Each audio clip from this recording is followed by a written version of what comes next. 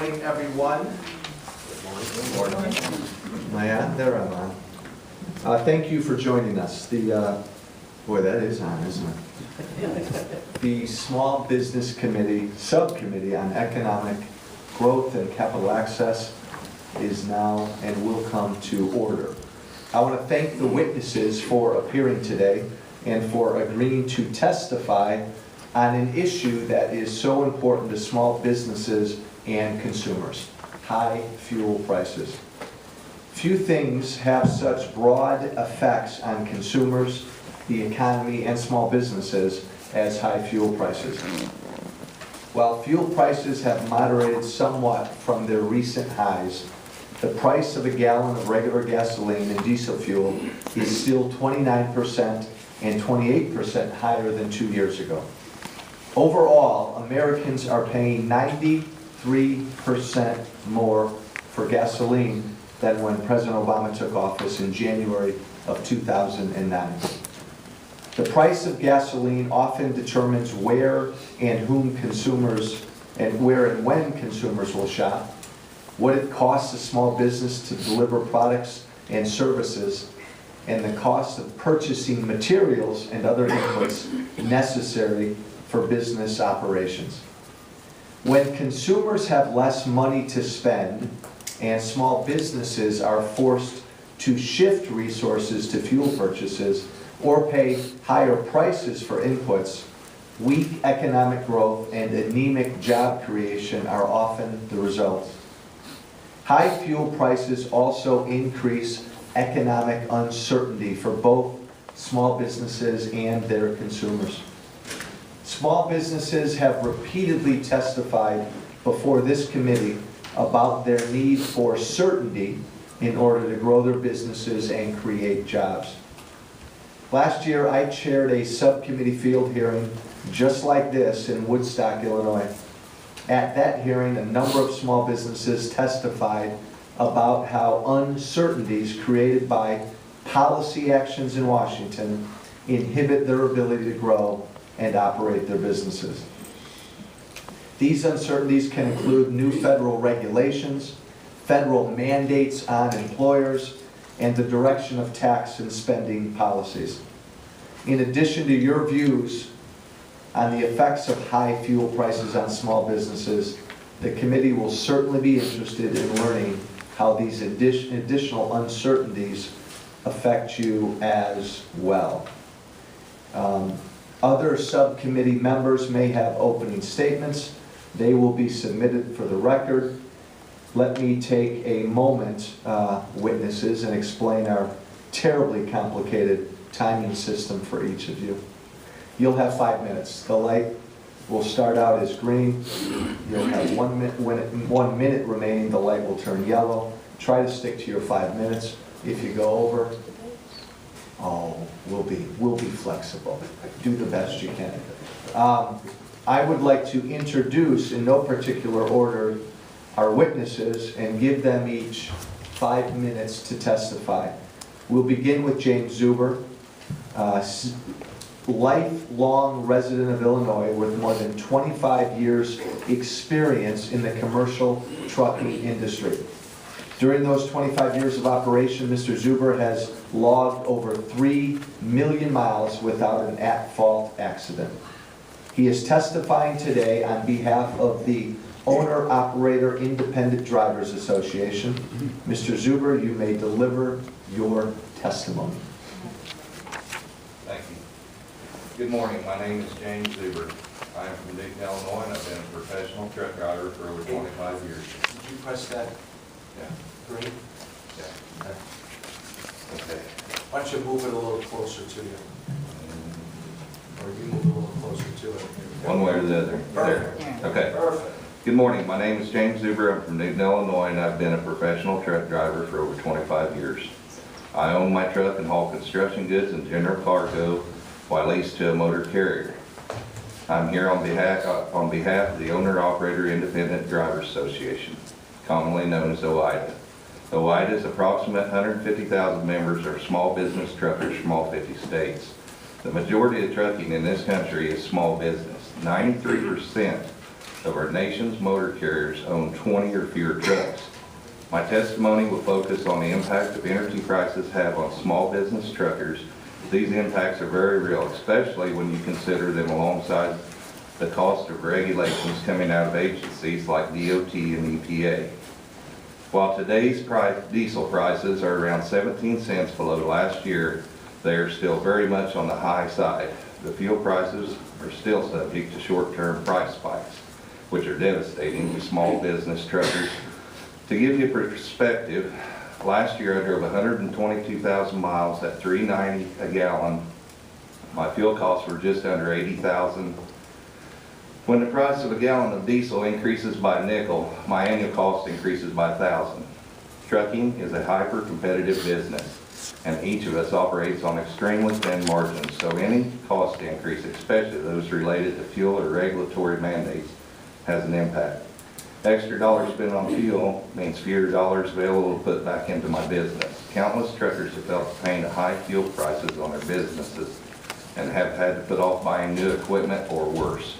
For me, this hits home when I need to pay for work on my truck and face higher prices for parts, labor, or even something basic as tires, all without an increase in pay.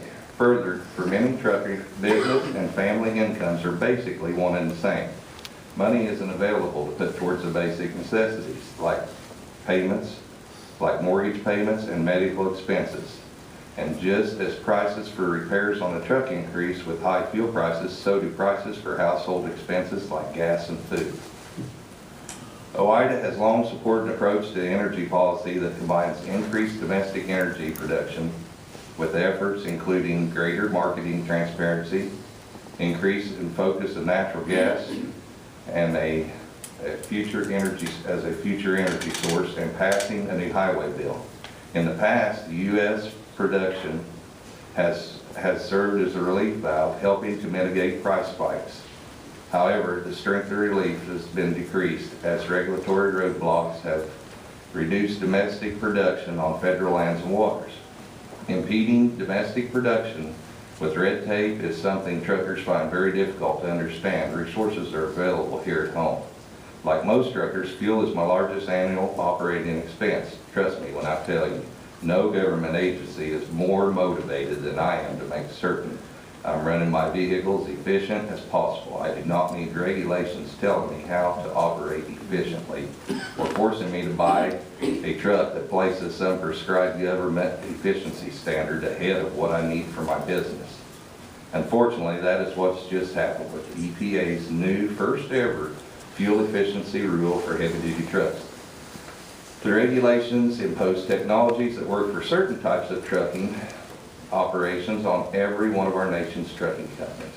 It will add an additional $6,200 to the price of a new truck, despite the older truck that I use today operates more efficiently than many of the trucks that are coming off the assembly line.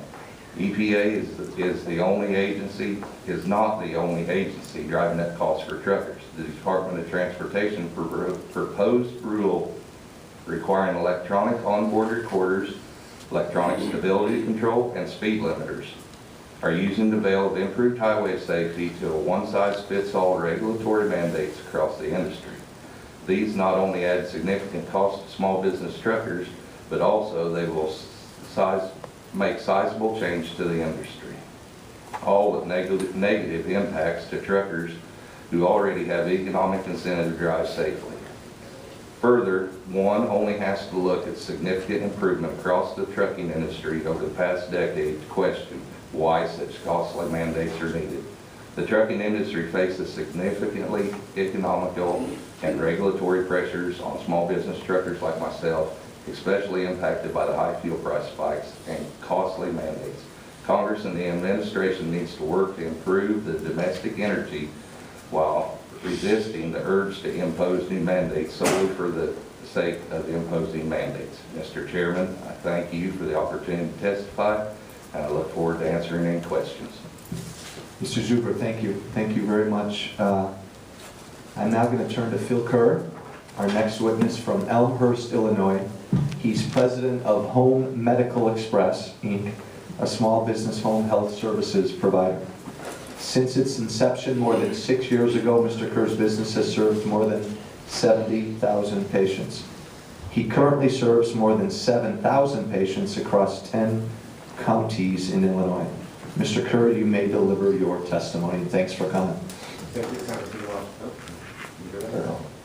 Thank you, Congressman Walsh, and Ranking Member Schrader, and members of the Small Business Subcommittee on Economic Growth, Tax, and Capital Access for the opportunity to provide testimony today on high fuel prices and the impact they have on small businesses. As you mentioned, my name is Phil Kerr, and I'm the president of Home Medical Express. We're located in Elmhurst, and we're a proud member of the American Association of Home Care. Essentially, we're a provider of home oxygen therapy services, home nutrition therapy services, therapy for obstructive sleep apnea, and everything from hospital beds to wheelchairs. On a daily basis, we send about 23 people out in the field each day to distribute products and services from medical technicians to respiratory therapists and registered dietitians. American Association of Home Care is a trade association, national trade association, for all providers, equipment manufacturers, and other organizations in the home care community. I guess it was recently published that every $10 rise in the price of a barrel of oil translates to a 25% increase in gas prices, which tears more than $25 billion from our economy yearly. As a small business owner, I can tell you firsthand how it affects my business. For our particular industry, it particularly has impact on us. In other industries, you have a company will actually pass along additional costs to their customers. In our particular industry, we're dealing largely with Medicare and Medicaid, Blue Cross, and other private insurance companies. About 75% of our business is dealing with the government, Medicare and Medicaid patients. And those patients, we get a fixed payment for the services that we receive regardless of the costs that we have. So any cost that comes along, we're not able to pass that cost on to the actual customers. The fact of the matter is, and over the last 6 years since we opened our business through the government regulation regarding medical equipment, it's actually been a 33% reduction in the fees as it is, while fuel costs have gone up.